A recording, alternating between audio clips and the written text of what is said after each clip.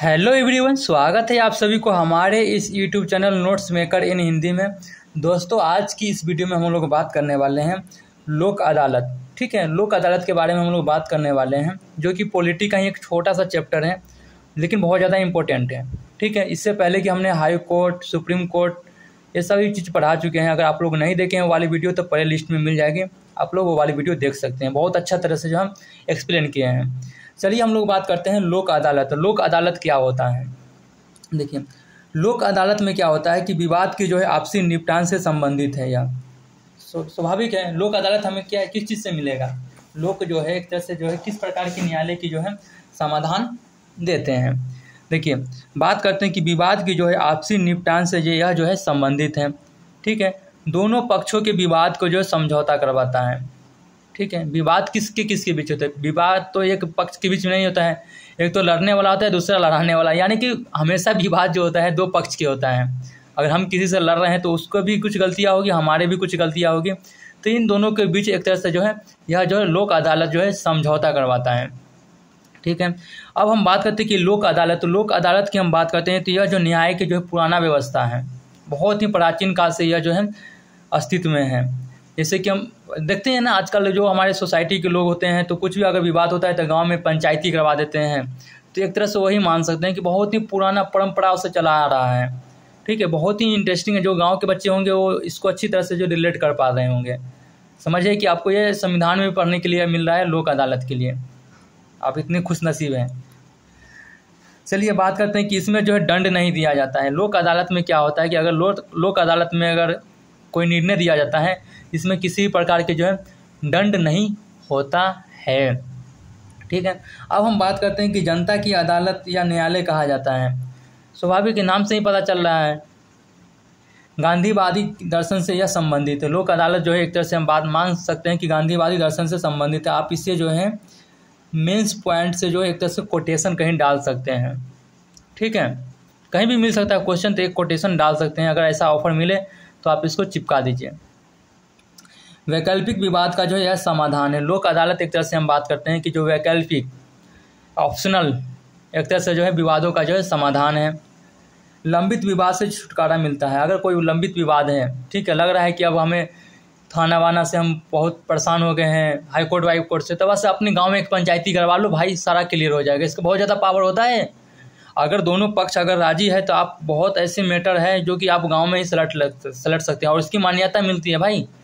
अगर आप कोई ऐसी मामला है जो कि गांव में पंचायती स्तर पर आप विवाद को निपटाना कर देते हैं तो उसमें थाना भी हस्तक्षेप नहीं करेगा, कुछ नहीं बोलेगा कि वो अपनी आपस में जो है पंचायत स्तर पर उन्होंने अपना निर्णय ले लिया और दोनों पक्ष अपने को जो है सहमत है। बहुत इसका पावर होता है। इसीलिए बोलते हैं कभी भी थाना जाने से पहले अपने आप को लोक अदालत में जो है निर्णय लेने के बारे में सोचिए, बहुत ही यूजफुल है। लोक अदालत का हम फ़ायदा की हम बात करते हैं कि लोक अदालत आया तो भाई इसके फ़ायदा क्या है। तो इसमें तो बात करते हैं कोई अदालती फीस नहीं है, ये मेंस कोई पॉइंट से है। ठीक है, विवादों की जो है इसमें त्वरित सुनवाई होता है। अगर आज किसी प्रकार का विवाद हुआ, कल बोल दीजिए कि भाई सभी लोग बैठ कर हमारा विवाद सुलझा दीजिए, तो वो सुलझा देंगे। तो एक तरह से त्वरित सुनवाई होता है। ऐसा नहीं कि हाई कोर्ट में गए, अपडेट आया, फिर हम गए, फिर वकील साहब ऐसे बहुत सारे इसमें जो है गुहार लगाना पड़ता है। लेकिन इसमें किसी ने बस तुरंत सुनवाई के लिए जो है यह लोक अदालत है। इसमें बात करते हैं किसी भी साक्ष्य की ज़रूरत नहीं होती है, मौखिक सुनवाई होती है। भाई आप भी आओ, अभी क्या हुआ विवाद की बताइए, और इसका जो एक तरह से क्लियरेंस वहीं पे किया जा सकता है, किया जाता है, किया जा नहीं सकता, किया जाता है। सीधे संवाद के आधार पर जो है विवाद का निपटान होता है। मैंने पहले ही बताया था मौखिक तौर पर। निर्णय इसका जो है एक तरह से जो सिविल कोर्ट की तरह होता है। मैंने ऑलरेडी हर चीज़ को क्लियर करते हुए चल रहे हैं। ठीक है, मुकदमे में उलझे लोगों के लिए जो एक तरह से क्या है, लोक अदालत वरदान है। अब हम बात करते हैं कि लोक अदालत की जो है वैधानिक स्थिति।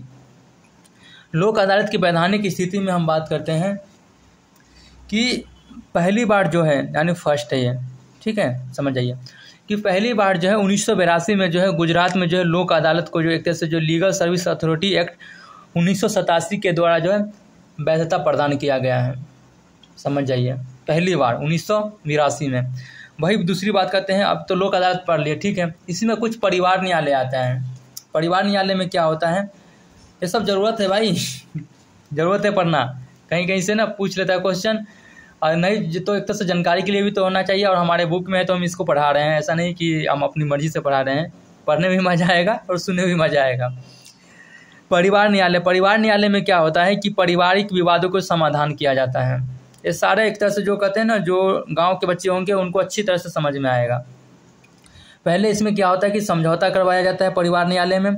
उसके बाद कहते हैं मामला का जो सुनवाई होता है, सब मामला, इसमें कौन कौन ऐसा मामला है जो कि हम परिवार न्यायालय के तहत जो है सुन सकते हैं या सुनवा सकते हैं, अपनी सुनवाई करवा सकते हैं। तो देखिए, विवाह से संबंधित किसी प्रकार की अगर राहत की बात हो तो आप जो है परिवार न्यायालय में जा सकते हैं।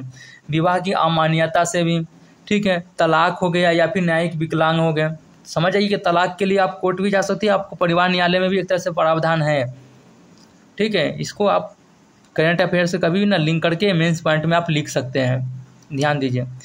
गुजारा भत्ता का मामला हो, ठीक है, शाहबानो केस सुने हैं आप लोग? अगर कौन कौन अगर शाहबानो केस सुने हैं तो हमें कमेंट करके बताइए, और हम तो पढ़ाएंगे ही शाहबानो केस, सारे केस हम पढ़ाएंगे, तो इस चीज़ को क्लियर करके चलना है। दंपति की जो संपत्ति का मामला हो तो उसमें भी आप परिवार न्यायालय के संदर्भ में जो है मामला सुनवा सकते हैं। ठीक है, अब हम बात करते हैं परिवार न्यायालय का जो गठन कब हुआ था। तो परिवार न्यायालय अधिनियम 1984 के आधार पर जो है इसका जो है गठन किया गया था। ठीक है, आज ख़त्म ही कर देते हैं यार, 10 मिनट का लगेगा। हाँ, बस ख़त्म ही है, कल तो DPSC पढ़ा दिए हैं। परिवार न्यायालय की हम विशेषता की हम बात करते हैं, तो परिवार न्यायालय की जो विशेषता है इसकी क्या होती है, तो राज्य सरकार द्वारा जो है उच्च न्यायालय की सहमति पर जो है परिवार न्यायालय की स्थापना किया जाता है। ऐसे नहीं किया जा सकता है, यानी कि हाई कोर्ट से जो आपको सहमति लेना पड़ेगा परिवार न्यायालय की स्थापना करने के लिए, तब जो है आप इसको जो परिवार न्यायालय की स्थापना कर सकते हैं। ठीक है, लेकिन ये कहाँ पर किया जा सकता है, तो बताया जाता है कि जहाँ पर हम बात करते हैं कि 1 लाख से अधिक जनसंख्या हो। ठीक है, यानी 1 लाख से अधिक कोई ऐसा नगर है जहाँ पर 1 लाख से अधिक जनसंख्या है, तो वहाँ जो है परिवार न्यायालय की जो है एक तरह से आवश्यकता है। क्या परिवार न्यायालय के खिलाफ हम हाईकोर्ट में अपील कर सकते हैं? स्वाभाविक है भाई, कर सकते हैं। क्या लिखा हुआ है, परिवार न्यायालय के खिलाफ जो है हाई कोर्ट में अपील कर सकते हैं। ठीक है दोस्तों, बहुत ही शॉर्ट वीडियो था, बहुत ही यूजफुल था। हमें उम्मीद है कि ये वीडियो जो है सभी लोगों को समझ में आया होगा। इसी बात को आप चैनल पर नए हैं तो सब्सक्राइब कीजिए, फटाफट चैनल को सब्सक्राइब कीजिए, पैसा नहीं लग रहा है, बस एक बार उसको लाल कलर होगा उसके बगल में जाओ, टिक मारो, ऑल नोटिफिकेशन ऑन कीजिए, बस और कुछ नहीं। वीडियो तो यूजफुल है ही, मुझे मालूम है, आज नहीं तो कल तो ये यूजफुल बनेगा ही। मैं तो यही बोल रहा हूँ कि आप वीडियो देखें तो आप PYQ जो है ना, सेलेक्टिव चैप्टर का जो आता है ना, उसको खोल कर बैठिए, उसके बाद वीडियो देखिए, मज़ा आ जाएगा। एक वीडियो देखिए और उसके बाद देखिए कि हमारा क्या PYQ से एनालिसिस करने पर हम इसको सॉल्व कर पा रहे हैं या नहीं कर पा रहे हैं, उसके बाद आप काम कीजिए। ठीक है, अगर वीडियो अच्छा नहीं, अगर PYQ सॉल्व नहीं करें तो वीडियो मत देखिए, मैं यही बोल रहा हूँ।